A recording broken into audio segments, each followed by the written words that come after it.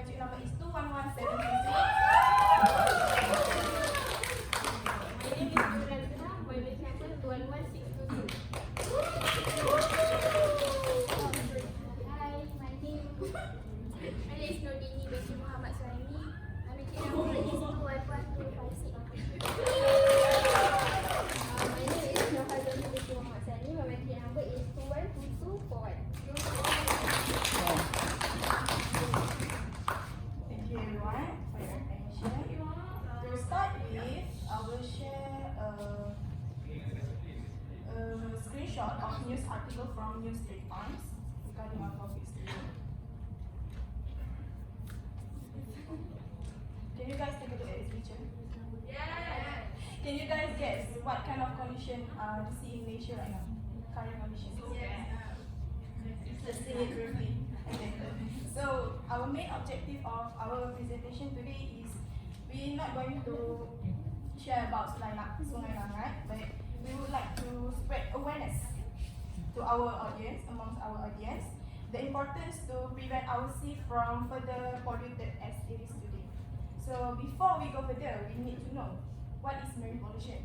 So based on survey conducted by our group, 95.4% out of 65 respondents already familiar with marine pollution. So it's a good sign because they already know what is marine pollution. And most of them choose they rate the current level of marine pollution in Malaysia 3, which is not very good, not too bad. This can lead to a worse situation. We can move forward to level 4, which is bad, if we didn't take any initiative to protect our sea. So basically marine pollution is combination of chemicals and trash, most of which come from land source and is washed or blown into this ocean. But when we talk about marine pollution, what kind of activity contributing to marine pollution? So there are 4 activities which can lead to marine pollution. First, it is oil spill. When we talk about oil spill, the pollutant must be oil. Oil spill may occur while refueling a ship, pipelines breaking, big oil tanker ships sink, or even drilling operation goes wrong. So this oil spill will cover the surface of the water, thus causing the pollution. Also, the second activity is industrial activity. I'm very sure that each of us familiar with this case, which is the release of chemical waste from factories and use of pesticide and fertilizer in agriculture. So the third activity is ocean mining. Do you guys familiar with ocean mining? What is ocean mining?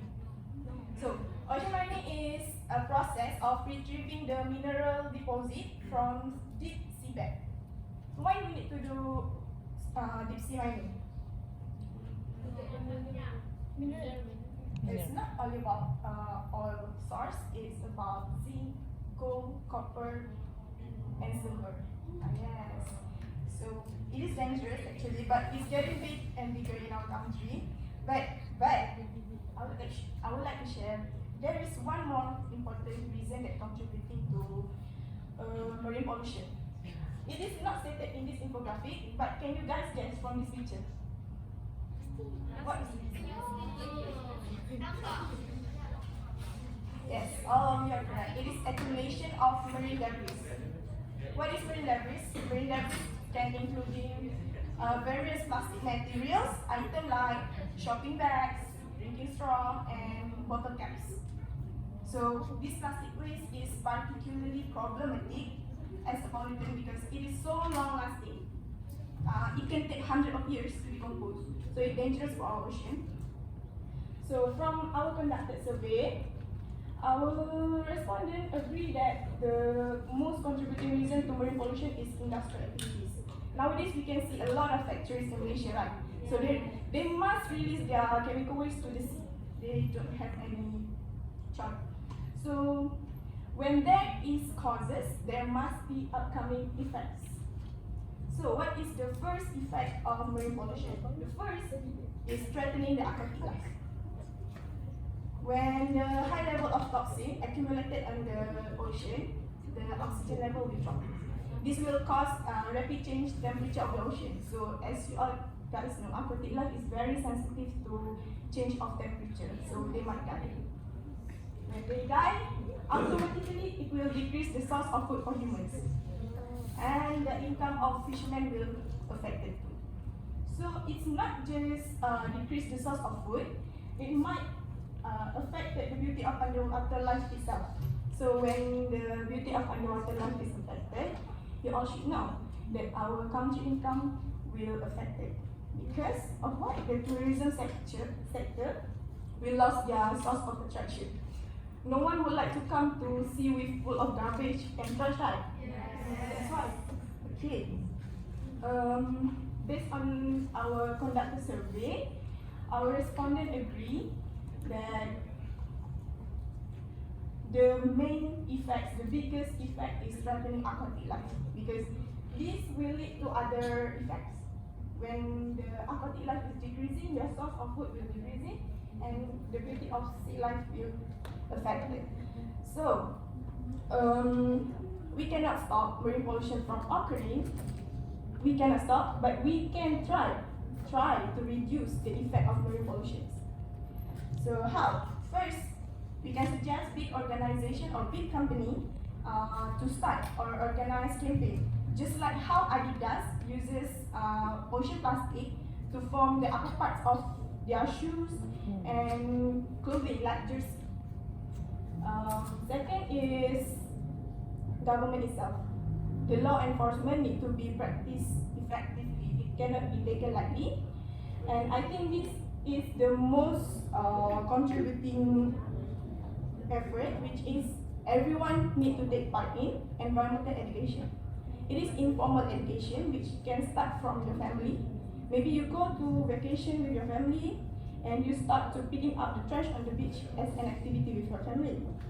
Other than that, you can start now, use eco-friendly products and reduce energy use. As we know, energy use affecting temperature of ocean. That's why we need to reduce. So from our survey, we asked our respondents to suggest on how to reduce the marine pollution.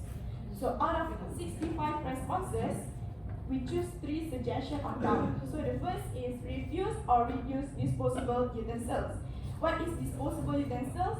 It can be your plastic straw, it can be your disposable cup, disposable spoon and fork. So I would like to share, I think I like the way Zeus Coffee and Coffee Bean take initiative to change their plastic straw into edible rice straw. Yeah. Even if you don't want to eat it, you can dispose it safely. It doesn't contain any plastic or it doesn't contain any harmful chemicals. So the second suggestion is to treat heavy industry waste before release. We cannot stop the factories from releasing chemical waste to the sea, but we can introduce to them the technology and innovative to treat their chemical waste before they release it to the ocean.